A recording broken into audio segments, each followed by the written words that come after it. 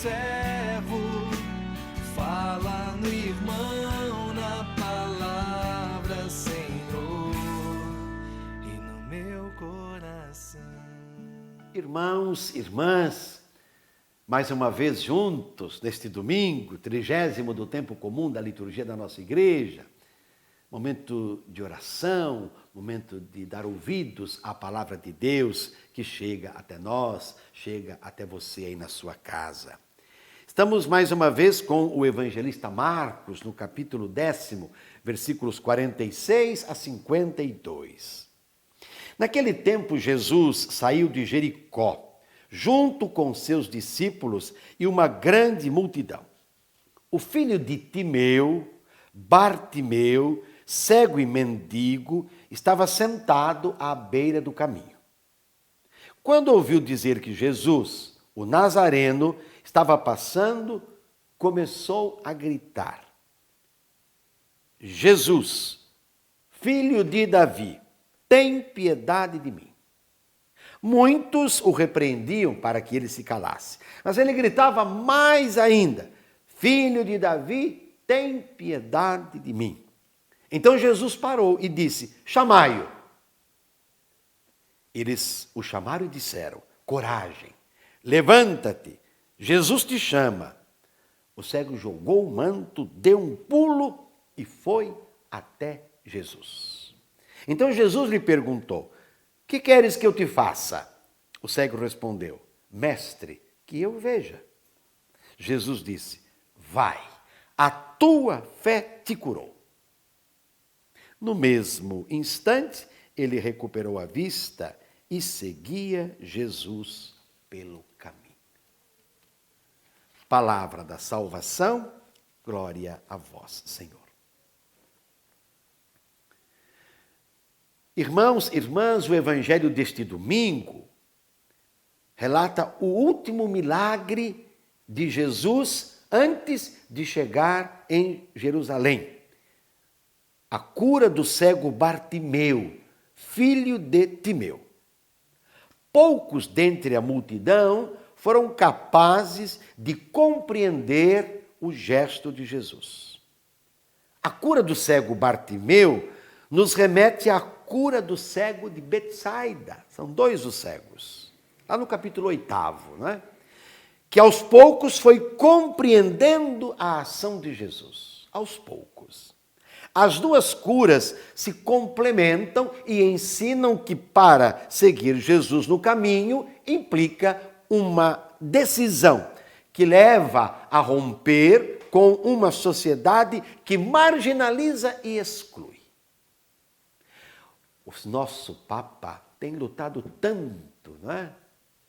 O Papa tem se empenhado para que a sociedade possa ser lugar da comunhão, da solidariedade, sem exclusão, não é? Sem indiferença.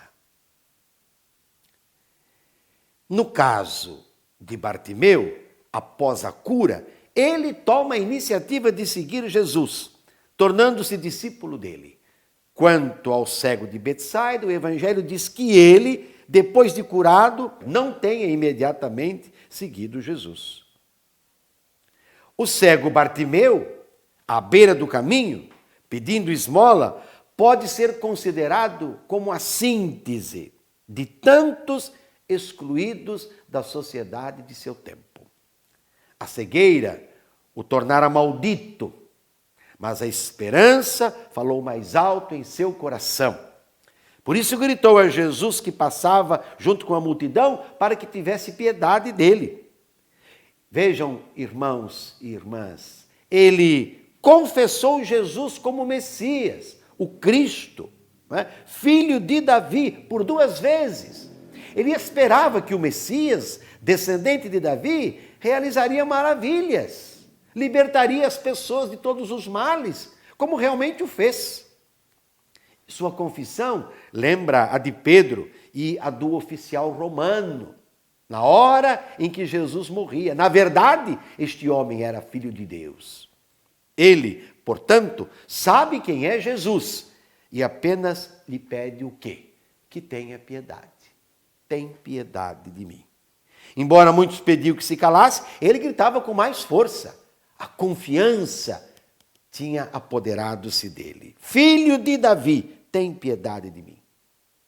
Ontem, como hoje, são muitos os que tentam calar a voz do povo oprimido, à margem dos bens da vida. Jesus percebe a situação de fé daquele homem e manifesta a sua compaixão, curando-o apenas com a força da sua palavra.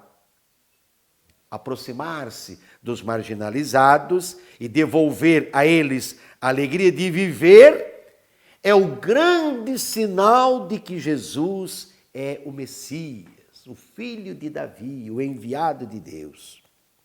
Cheio de coragem, o cego dá um pulo e chega a Jesus. Ele joga um manto, quer dizer, ele vai se desfazer de uma situação de miséria, de indigência, vai ficar livre daquela opressão toda e vai caminhar por si próprio. Vai caminhar com alegria. Recuperou o sentido da sua vida. A cura do cego e sua prontidão para tornar-se discípulo era um incentivo para que na comunidade de Marcos, os que se preparavam para o batismo tinham bem claro o que é que estavam realmente pedindo. Tornarem-se discípulo dele e com ele, Jesus, ir até o fim, mediante o testemunho, até a cruz. Assim, Bartimeu é modelo para todos aqueles que, tendo aberto os olhos e o coração, se comprometam com Jesus na realização do reino, o reino da vida.